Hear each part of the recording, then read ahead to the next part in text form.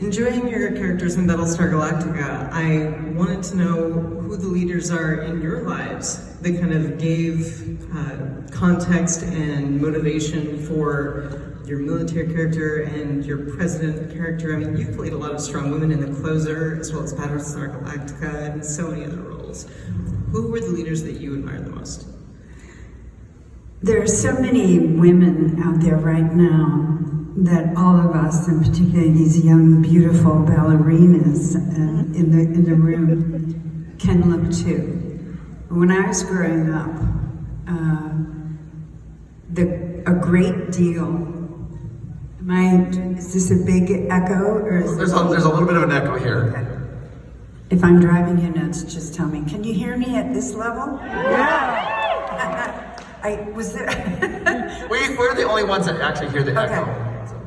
When I was growing up, the women who I was able to look to during the 50s and 60s were often in the world of women's sports, which was just beginning to blossom at that time.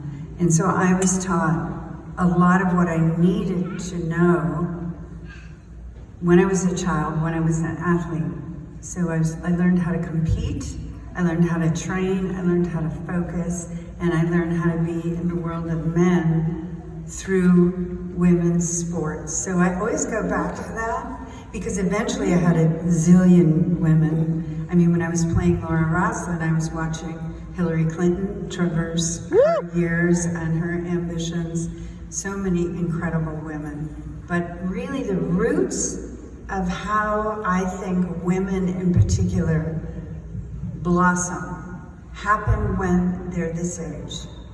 And if you're teaching your daughters that they can do whatever they focus on, and you're giving them the tools to develop their strength of mind and body, that's really what they need. Their internal role model, the feeling about themselves, is what will, bring them forward. Thank you. Yes! Woo!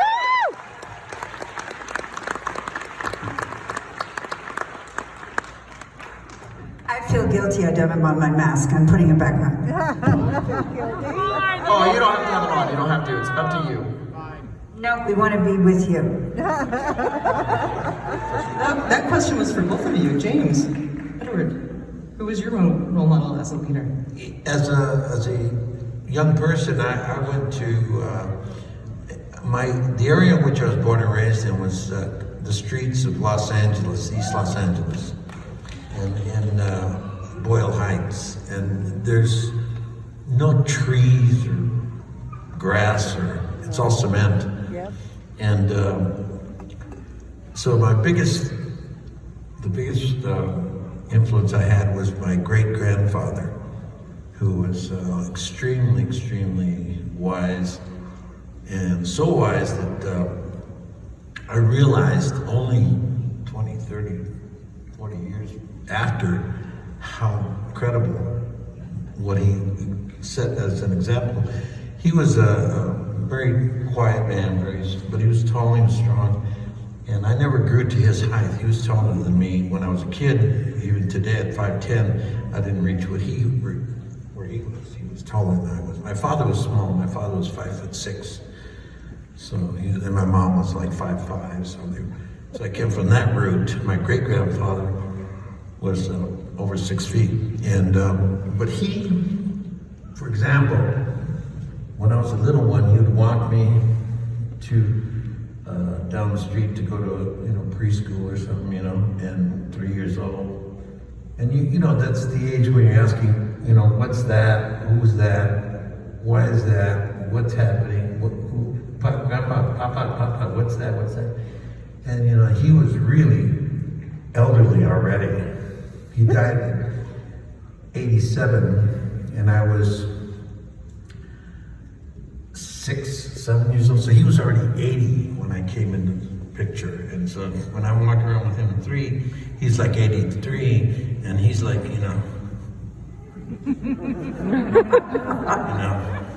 he was not, the old man had come out, And one of the things I've learned is that don't ever let the old man come out. They don't walk around like that. Look at, I'm 75. I know I look good. But I'm an oldie now, all right? But so when he's walking, you know, and I'm going, Papa, Papa, Papa, abuelito, abuelito. That's grandpa in Spanish, or you'll use it, or Spanish impaired. So he had me there, and I go, what does that say? What does that say? And he said, mijito, when you see that, you look for the bird, or you look for the tree, or you look for the grass. Now, there was no birds. There was no tree. There was no grass. You know, we're in the city street. On First Street, there was nothing but cement. And then the stores that were in front. So he ended up saying, you know, you look for the bird, and he'd look around, he couldn't find a bird. He looked for the tree, couldn't find a tree either. He looked for the grass, and he's looking, you know. And I said, oh, okay. So every time I saw, and to this day, every time I see a stop sign, what do I think? I think, where's the tree? Where are the birds? Where's the grass? Where's the green? When you see a stop sign, say, oh, I gotta stop now. And I didn't get it. It took me a long time to understand that wisdom. He knew what he was doing. My grandfather, his son, would have probably told me, that's a stop sign, we come to it, and you stop. If you're driving a car, you stop. My father would have said, every time you see that, you have to stop your car. And my mother would have done all that. That's what they would have said. Well, my great-grandfather said, you look for a tree, you look for the bird, you look for the grass. And to this day, when I hear my grandfather's voice in a second, and it takes me someplace other than, you know, it puts me in a very good space. And that's where I came from. That's the kind of upbringing I had, which was... That's fantastic. Great question. That's so great. I know, I remember this. You told me this all the time. Hi, this is for Mr. Olmos. I just wanted you to know that I'm a teacher of 22 years, thanks in part to your inspiration characters that you play. Stand and deliver. Yes, sir. And if you could talk about that experience, that would be wonderful. You know, that experience was one of a kind. To this day, I think that's one of the most rewarding pieces of work that I've done and put on film in my life. I've done a few of them. I'm very grateful. The stuff that I've done, starting with Battlestar. Battlestar's the best usage in television I've ever been a part of in my life. You know, I've done a lot of work on TV, okay? You did, but I really did. So I did Miami Vice, which was crazy. You know, Hill Street Blues, NYPD Blue, you know, West Wing, all this stuff that I did, right? But nothing compares to what the story was on this one. Stand and Deliver is the single most effective film I've ever been a part of. Now, why? Because more people have seen that film than have seen Star Trek or Star Wars or Jaws or you know, any of the great films, Jaws, you know, any of the great films that you've seen, you know, that millions of us saw, 300 million people saw it, you know, when it was out, and 500 million people saw it around the world, you know. In the United States of America, no film has been seen as much as Stand and Deliver. Why? Because teachers use it every single year. Most of you saw it in school. You know, your teacher was smart enough to say, hey, we're gonna watch a movie today. Oh, great, put it on, yeah, I'll get to watch it. And you get caught. You get caught inside the story, and the story is very effective. And even if you're a hard-nosed kid or don't care about school or whatever, you get caught with the story. And the story is so pure in itself that it became the single most effective piece of work I've ever done on film. And I've done Selena, I've done a lot of work that I believe to be entertaining and have some substance to it. But nothing like Stand and Deliver. Stand and Deliver motivated you. It's motivated so many teachers I can't tell you how many people come through and say, I saw your movie and I became a teacher. Oh, thank you. But it wasn't my movie. It was Jaime Escalante's movie. It's like catching lightning in a bottle. We did it. We caught him. And people say, well, you know, how did you do it? I said, well, I lived with him for a year. The only thing I didn't do was jump in bed with him. I didn't lay down with him and fall asleep with him. Yeah. See how he's... I don't think that's what he meant. But I in essence, he allowed me inside of his life, and I was prepared for the opportunity, which means I was lucky that I was ready to take on the responsibility in 1987 of doing that role. Now you gotta remember, I was doing Miami Vice. I was doing Lieutenant Martin Castillo, so that's, you can't get more, and you know, Martin Castillo had all the hair and all that stuff, and, you know, and he was, you know, so I had a non-exclusive contract with NBC, which is unheard of. So they had to let me go to make the movie. So I just promised them I would give them a 60-day notice, and then I would come back right after I was finished. And they would write me out, and until they needed me, I came back, and then when I come back, they would do all the shots that I needed to do for the rest of the show. And so, with that being able to do that, I was able to then really become Jaime. And the hair used to take me 5 hours of makeup to do the hair alone. And then 2.5 hours, I'd take it off. It was like a hairpiece, it was crazy. But anyway, in essence, that movie, thanks to you and to so many teachers that are in this audience, I know that you guys have used it throughout the years. And I thank you for it, because you've made a very, really, really wonderful human being, Jaime Escalante. You made him part of the advancement of this society and our young people, because they see that movie, they get inspired. Teachers get inspired. I always get a kick out of a teacher who has the courage to show that movie, then stand up in front of the class after they've seen it and start to teach. I always get, well, you really, you got confidence. There you go. Thank you. Next question. No matter how old I get, I always want to be Laura Roslin when I grow up. Well, you look very young, so you've got a great future. 40, yeah, okay. Whenever somebody's reluctant to watch Battlestar, I tell them it has the greatest slow burn love story on television history ever. And I was curious, was it slow burn for the two of you? Did you know what was going to happen between episodes or seasons? Did you know you were going to come together? Really? No, we didn't. We talked about this a bit before. I mean, Ed and I already had a great deal of respect and admiration for each other and had wanted to work together. So the working together part, we already knew was going to be exciting.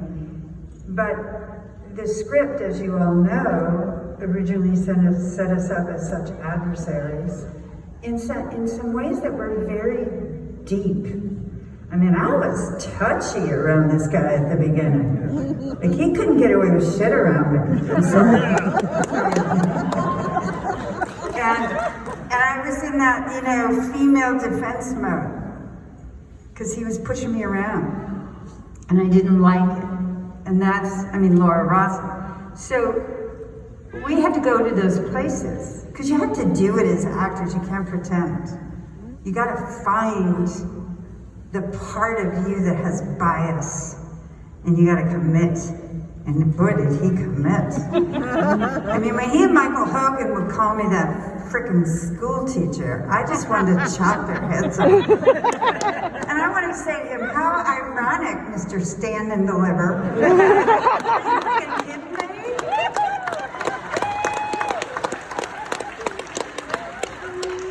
Like, what is this about? No, I'm teasing. Well, I did have that thought once or twice, but so I honestly feel like what happened between, I don't know if we've ever gone deep on this, a deep dive, but I feel like what happened between us happened because there were two adults playing adults.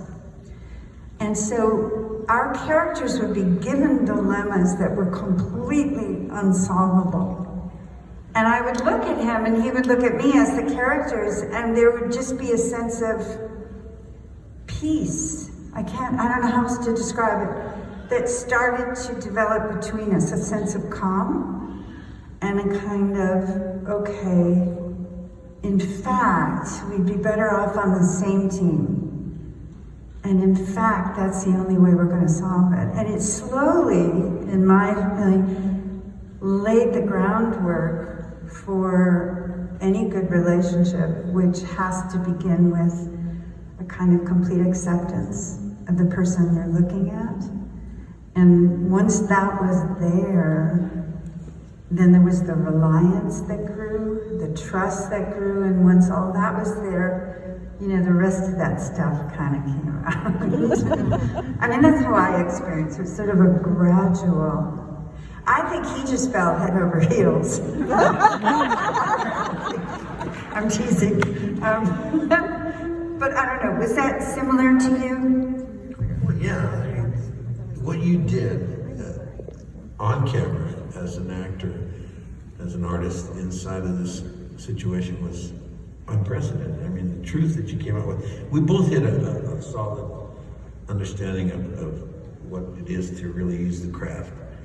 The show was, from the beginning, the very first time you read it, was really, really powerfully human.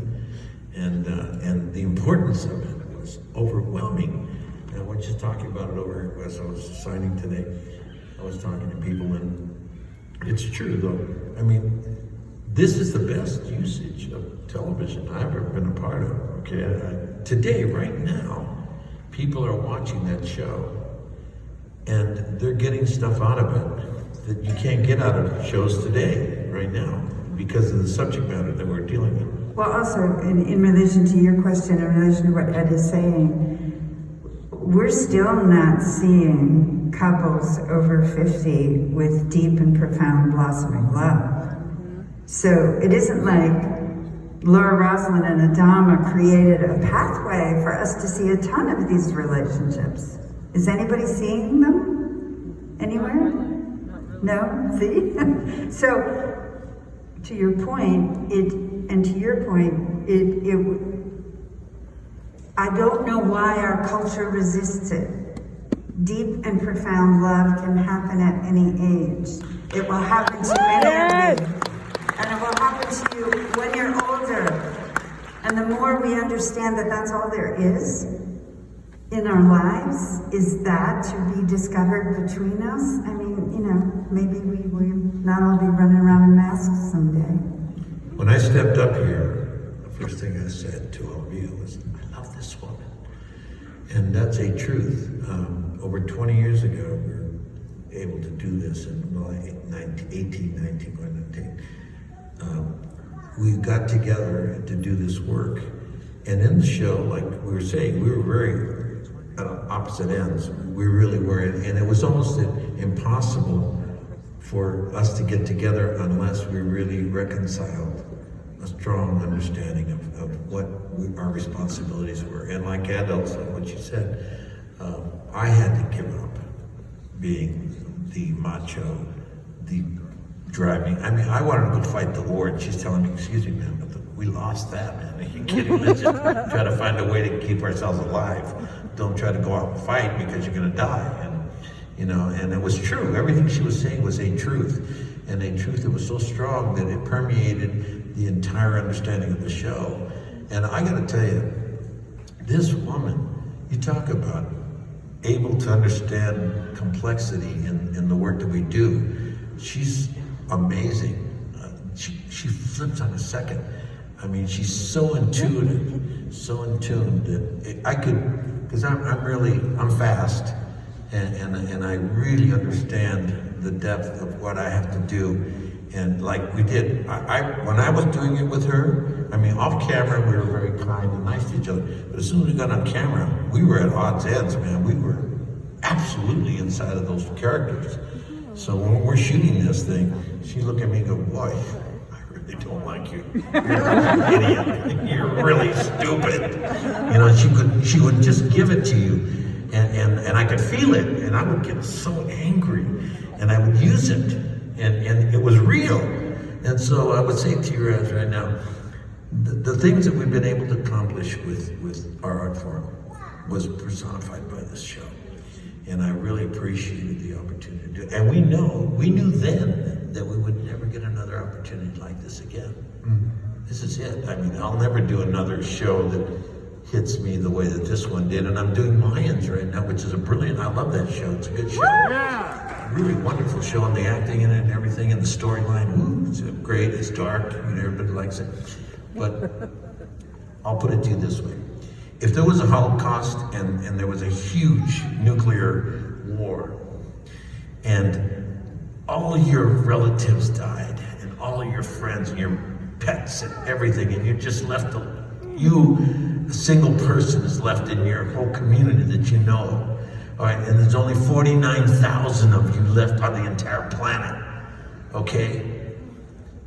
Because you saw this show, you would know what you have to do. Yes. You know that you have to go forward, and you have to triumph, and that humanity has to move forward. What we did for the right to choose, the right to life problem, you know, I turned around, I said, you go, well, you know, she has the right in Capricorn, she has the right to choose. And I said, no more right to choose. You're gonna have the kid. And I want everybody to make babies, a whole bunch of them. You remember that? What a CR was, because that twisted everybody's brain. Everybody that said, no, people have the right to. Well, guess what? In the world that we're developing, if there was a thing, there would be, everybody has to help. We have to repopulate the entire planet. And that's what ends up happening. So for me, thank you for the question, but I love it. Your acting was so it was amazing. You guys knew those characters so well. And I was told that the line, that when you ad-libbed the line that "so say we all," that you ad-libbed that line, and the writers liked that so much that they incorporated that into the dialogue of the show. Is that true? Yeah, I mean, basically the moment that you got to remember, one of the things that most people don't know, maybe you do now because we've said it a few times throughout our time doing these conventions, that was the very first scene we shot on the entire show. What they had done, the morning was spent with Baltar and number 6 making love. That's all they ever did. You know, cute stuff. It was nice, and they were. But when we had lunch, right after we had lunch, they had put up our first major piece of work shot. They had 4 cameras. It was the first time I was going to work with Mary, first time I was going to work with any of us, and it was the "so say we all" scene. So when you see that scene, just realize that's the very first time any of us had been in character and on camera. And if you look at it, you start to realize how that discomfort, that, you know, even as an actor, you say, okay, it's my first time, who am I? I'm not even saying anything, so I'll just stand here. But wait a minute, if I'm just standing here, I better know who I am, because, you know, it's gonna be filmed. And it's going to be there for eternity. It's going to be that's it. So everybody, if you look at it, everybody jumped in with all committed, and everybody just said yes. And there was a lot of kids that had never done a television show. They'd never been in front of camera, and they all jumped in and everything. So when we hit the "so say we all" scene, they had no idea I was going to. They wanted me. The director wanted me, like, remember the priestess was talking from here. And all the dead bodies were in front of us, and then the whole crew that was left was behind all the bodies. And they wanted me to stand next to her. And I turned and I said to the director, I said, excuse me, but I want to stand with the crew. And is it okay? And he says, of course, yeah, you can do whatever you'd like to do. And I said, okay. I said, can your cameras move? Do your cameras move, Mr. Director? I'd never worked to them. I didn't know what he was talking about, what he was going to do. So he says, yes, I'll be able to cover you anything you want to do. I go, okay, that's great. Thank you very much. So I started off standing there, and of course, when it happened, I started there and I looked around and I did the whole scene. I came in and they had no idea. First time I said, so say we all. They looked at each other and they looked at me and then, you see it? So say we all. I go, no, so say we all. And then they kind of started looking at each other and then they said a little louder. The third time, I nailed them and they all said, so say we all. And it became the most important aspect of the show. That's where we united as a family on that Battlestar, and we were going to go off and tell the story of what was going to happen to us. I thought he was out of his mind. Laura Roslin was like, who is this dude? But as a unification moment for the cast, it was extremely, extremely exciting. Yeah. Next question.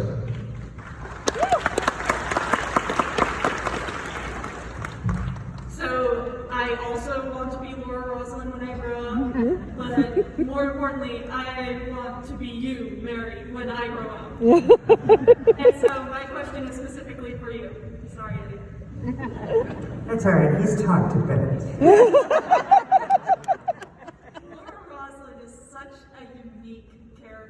Science fiction landscape as an older woman in a position of power with a rich and unique storyline.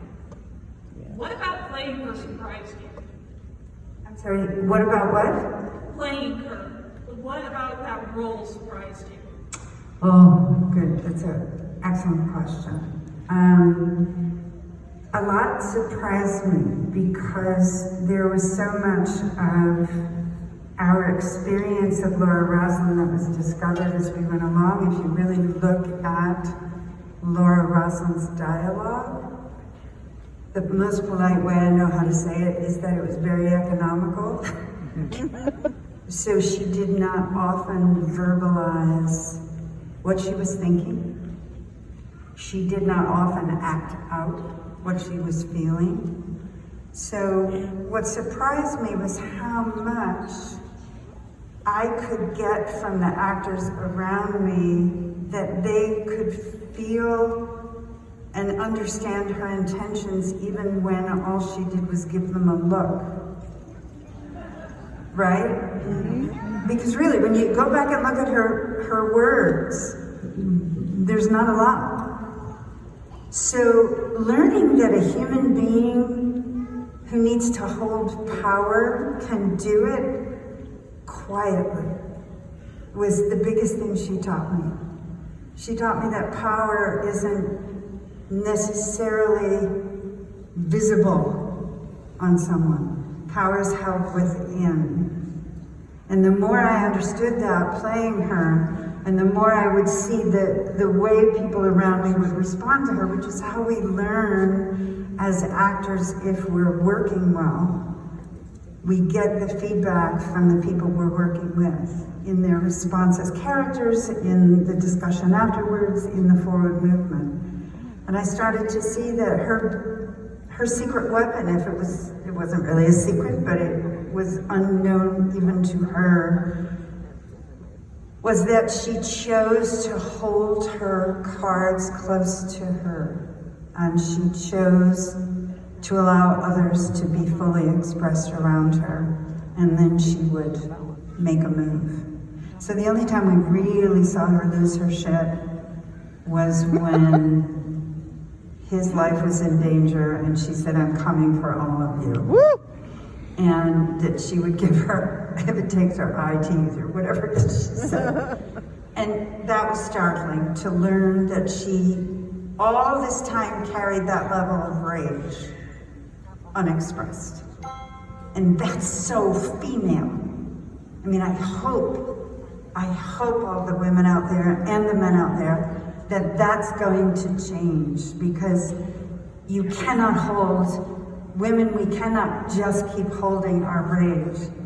within these bodies of ours and then let them out suddenly in a given moment of vulnerability. We have to be allowed to release more often. But she showed me both the power in being quiet and the danger. Because in fact, Laura internalized an awful, awful lot. And I thought about that a lot as she was losing her life. If she was losing her life force, I thought a lot about how much Laura carried that perhaps was noble, but in the long run, humans, I hope that humans have an easier time of releasing than Laura did. So she taught me a whole lot about power and vulnerability living side by side. I'm sorry, that was a very convoluted answer. That was an excellent answer. Oh, thank goodness. Next question. Hi. I love Battlestar Galactica, and I would just love to hear you guys talk more about it. So I was wondering if you would talk about either your favorite scene that you filmed, or maybe the most difficult scene that you filmed on Battlestar.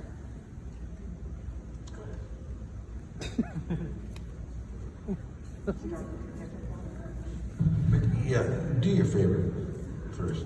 I have a favorite. I like the one where you passed me the joint. I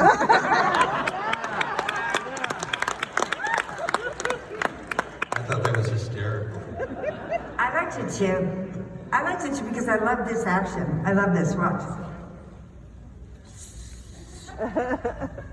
I always wanted to do that in a movie. And who would have thought that it would be as the president of the universe where I get to toe, you know?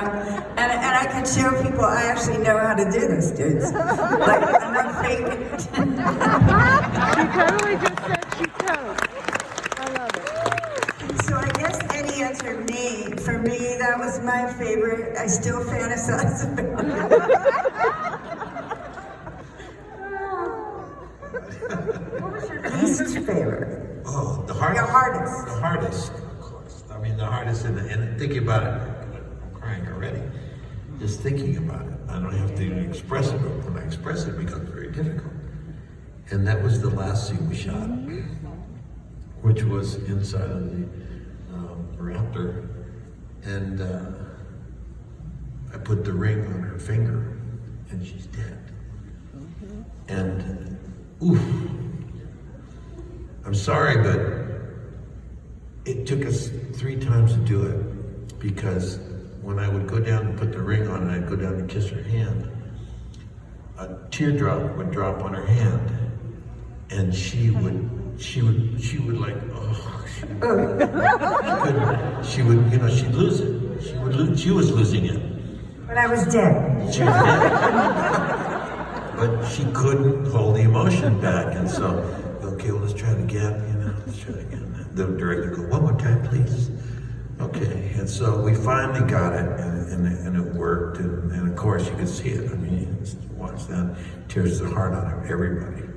It was the saddest moment because it was the last shot we did together. It was at like 2 o'clock in the morning in the Raptor, and it was it. We were finishing the show, and her son was there, and Mikey was 12, 11 or 12, I think, something like I that. think he was like 9, almost.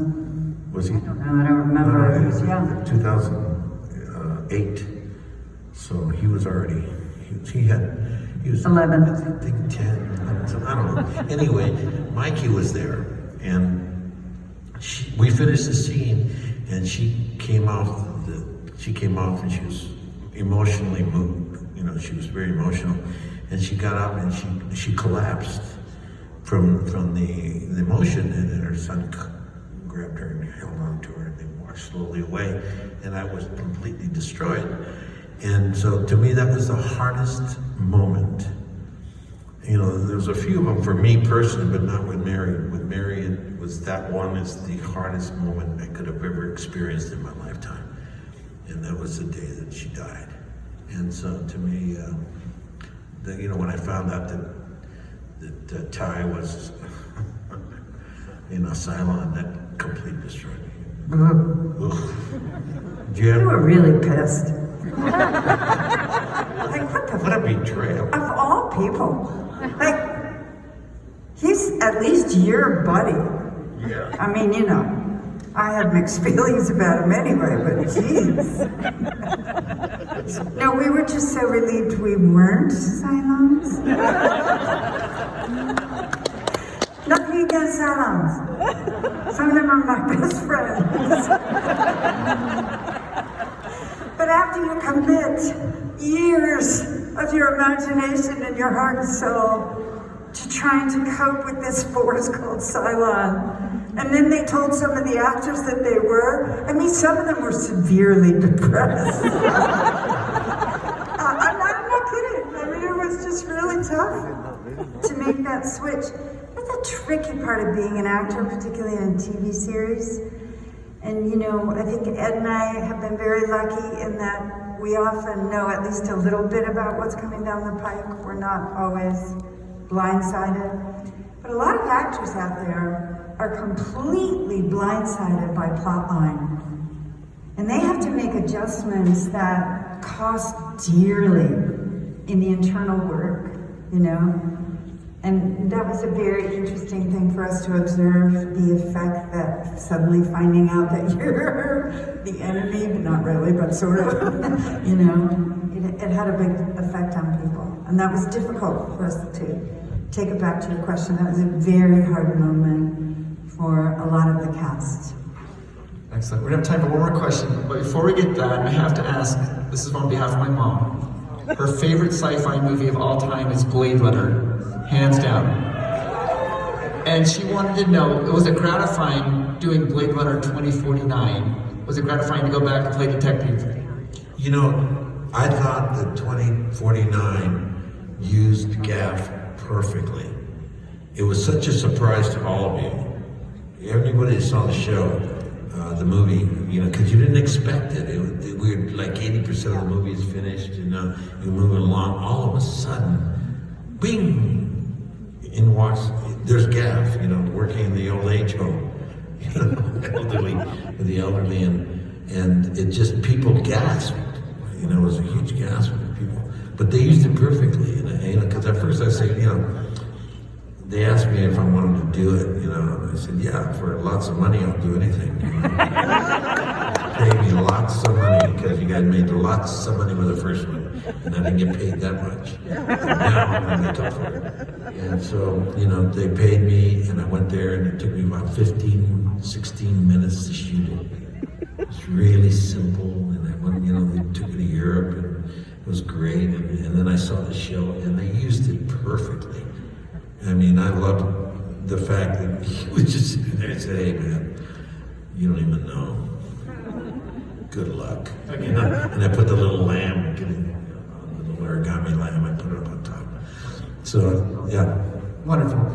Last question. I work for Salt Lake County Library System, so hopefully most people have their library card and use their library card. Yeah. So my question is for both of you. What was an influential book or author from your youth?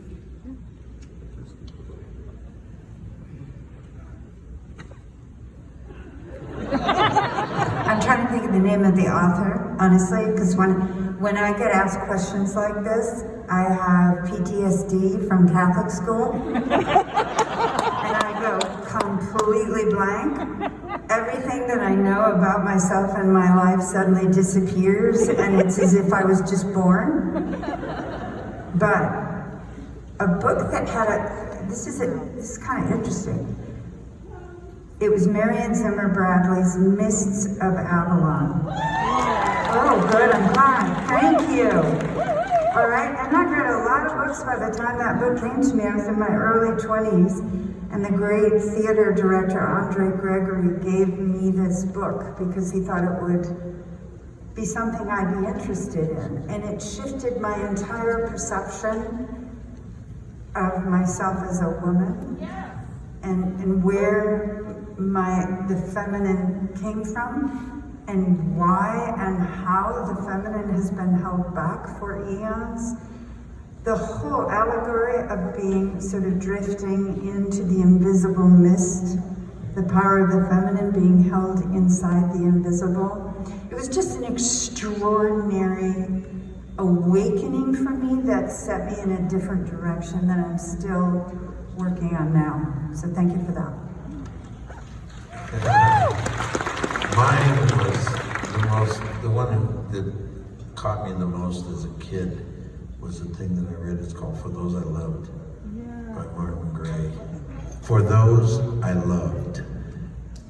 Oof, man, I'm telling you right now, if you haven't read it, be careful. Because it'll move you to understanding your life to another level. Like Viktor Frankl's book, you know, Man's Search for Meaning. Those are books that just like completely twist you around. Or a Tibetan book on living and dying, that'll twist you forever. You know, those are the. But I was young when I read that, and boy, did it affect me, man. It set my whole tone of understanding, because that story is just ridiculously difficult to take.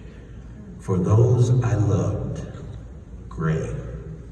I'm so glad that you work in library science. Deeply grateful for your service. Honestly, thank you so much. You guys, we are at the end of our panel. Can you please